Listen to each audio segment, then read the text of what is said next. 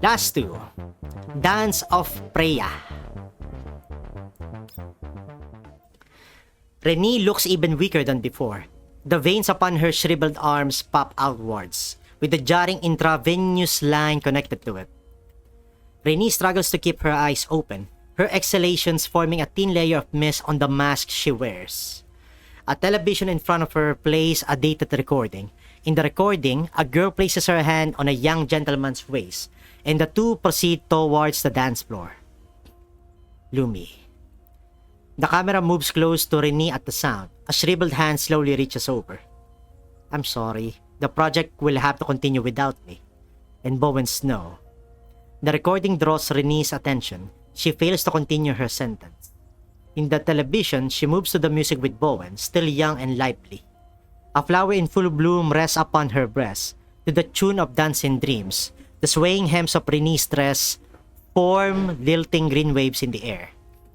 That year, the man who knew only research at the Winter Ball, he asked me for his first dance with a red face.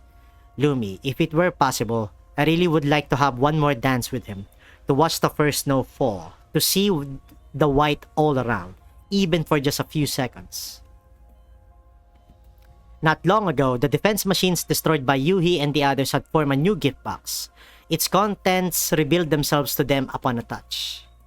The video recording ends. The gift box turns into fragments, flying toward the giant Lumi. Yoohee redirects all of her computational power, going over the information she collected. Gifts, snow, dancing. I got it. I understand it all now. Yoohee's voice attracts Nagan's attention.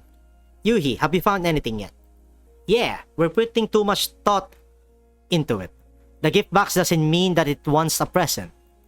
All of this data might not even be uncleared clutter, but something that Lumi treasures as a gift. To it, every day it's spent with the professor and his wife were a present. So it just kept taking in more and more information until its systems failed? That's not all it is. All of Lumi's operational logic is in the recordings. It isn't spinning around for no reason. Nor is it a prank. Lumi! Don't just stand there and talk, look at it. Snow work! Look at this big guy. Lumi raises its arm stiffly, spewing out a slurry of data fragments. Slurry or flurry? It falls upon the tree like descending snow, beginning to bury them. It can snow in level 2? Is there a way to need to make it stop? Whoa! Vertically disadvantaged, Nagan is soon buried by the avalanche-like data. Only her arms remain visible, grasping at the air. Hey, my good senior, see the height of your flaws now? Ksenia grabs Nagan's hand, pulling her up with some effort. To be treated like a carrot by my junior at this age. Lawbreaker! Lawbreaker! Snowing! Snowing! The overflow is getting worse. We need to make it stop. What can we...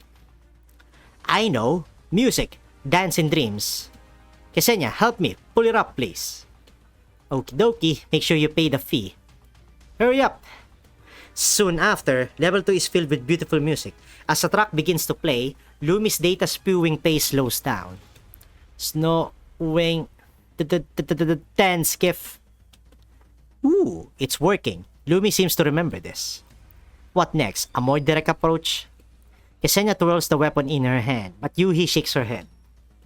No, that might simulate Lumi's already unstable systems more and cause a total breakdown. We need it to release its control permissions by itself. Get it to do that of its own volition. What do we do? I want to give Lumi a present. Please, help me. Yoohee picks out a passage from her neural records. The scene when Professor Bowen mentioned Lumi in his home, while the scent of butter cookies drifted through the air.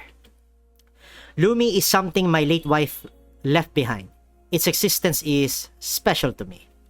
To me, its growth is more like a little kid's. I teach it what I know, bit by bit. Lumi is very important to me. Will that bit work? I don't know, but we have to try. Please, help me out. With Nagan and Ksenia's assistance, the neural records are packaged as a data fragment. Shining with electric light, the fragment is placed in a virtual gift box and delivered to the massive Lumi. Please, messed up Lumi, accept this gift of ours. I'm sure it can feel the professor and his wife's unspoken wishes, the thing it's most familiar with. As the music ends, the giant Lumi completely settles down. The data within the tiny little box enters the massive gift box above Lumi. Not long after, the gift box it protected so desperately cracks, with countless data fragments bleeding outwards. The larger fragments crackle again, turning into drifting snow, proliferating through the unkempt level 2. Is something wrong with my vision modules? Is there a projection on those fragments in the air? Your vision modules aren't that old yet. Those are the records of Lumi's life with the professor and his wife up there. Don't take the opportunity to mock me. Nagant puts a hand on Ksenia's shoulder, but her attention is soon pulled away by a blurry image upon a fragment. On a bright and pleasant afternoon, Professor Bowen takes his wife's hand, strolling along a small garden path. In the living room's gentle light, Renee and Professor Bowen together inspect Lumi's frame. Bathed in moonlight, Renee turns about to call to two figures, one large and one small. Looks like Lumi really was fond of those two. The fragments are gone. This place looks like it's going back to normal too. Lumi's accepted it. It's releasing its control rights. Yep, I have already got the permissions. Currently removing the firewall's quarantine program. We're about 15 seconds out from having the permissions in full. Lumi won't be moving around randomly after this. Good work. Let's head out and take a closer look at Lumi. After the quarantine program's deactivation, Nagant and Ksenia take their leave. Yoohee takes one more look at the images upon the data fragments before cutting off her connection too. It's finally over. Lumi won't go rogue again, right? I don't think my old bones can handle being put through the ringer like that again. Most likely not. I restarted Lumi after getting the permissions, and the overflowing data in its cache should have been cleared out for now. There won't be any abnormalities in the short term, but if the algorithms aren't improved as time goes on, there might be an overflow again. Though that will be none of our business. Yeah, we really had to put in way too much effort for those flowers the professor promised us. What a terrible deal. No, we're not done yet. Yoohee walks toward the still-bound Lumi, gently undoing the ropes. It might go off again. It's better to leave it tied up, no? Should be fine, right? Yoohee pats Lumi's round head. Free of restraints, Lumi begins to slowly spin again. Why is it doing that again? It's alright. Lumi just wants to tell the professor about the wishes Renee left with it at a time of year where there should be snow. That's the holiday present it wanted to give to the professor and the later me. So that's what it was. Why does it keep running away though? Because it saw a doll dancing inside the music box. Huh? You too, look at this first. Yoohee sends the video contents of the last gift box to Nagant and Ksenia. Lumi is not loaded with any knowledge relevant to dancing. So as far as it knows, that little doll's dancing might very well be the same thing as the professor dancing with his wife in that recording. Perhaps because it caused a similar scene, Lumi accessed those records sitting inside its systems. It wants to tell the professor about his wife's final wishes, but also wants to give the bits and pieces it's collected over to years to the professor, who has been missing his wife as a gift. But it cannot accurately express itself because of system errors, and thus often falls into confusion, inadvertently causing trouble. So it's been spinning around like that because it's imitating the doll it saw? That's how it wanted to tell the professor? Ksenia gestures at Lumi, still spinning in circles. Maybe, yeah. That's what dance means. To speak for those who cannot. To help those who cannot hear, feel, to entrust stories to those who are watching. Is its AI really that advanced? Yeah, you don't just concern yourself with those things at a time like this, you stupid brat. Yoohee stares at Lumi for a moment, suddenly raising her head and balling her hands into fists. I'm going to help it. With what? You're going to help it dance for the professor? I don't imagine that will be easy. It will be hard for anyone to glean anything at all from the spinning. And there's no way you'll be able to sync your dancing stuff with it. Its sports are outdated. It will just mess with its systems real good. It's impressive that it's not having a breakdown. What do we do then? How about you just show the professor the footage you got, Yoohee? That won't do. Yoohee shakes her head vigorously. Lumi must express its wishes to the professor on its own. Let me think. Since there are no robotic shortcuts we can take, let's use a more human approach. Yoohee temporarily stops Lumi in its tracks. Yeah! Hold on, I'll help you. Do as I do. Remember this well. Recalling the dance moves she saw in the projection, Yoohee begins to play that music again.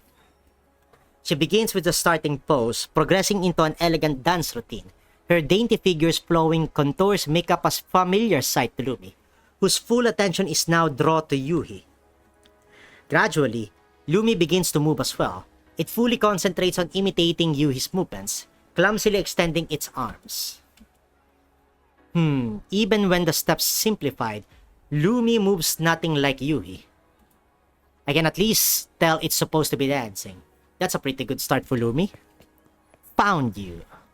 Bowen's voice comes from behind the tree. He comes to a stop, doubled over with hands on his knees, catching his breath. Me too, bud! Me too, I'm also catching my breath just reading all of this! When does it end? At his age, climbing up these stairs probably took considerable effort. Rather than exhaustion though, his countenance was full of surprise and sentiment. Without a single word spoken, the music and dance take him back to the ball that year.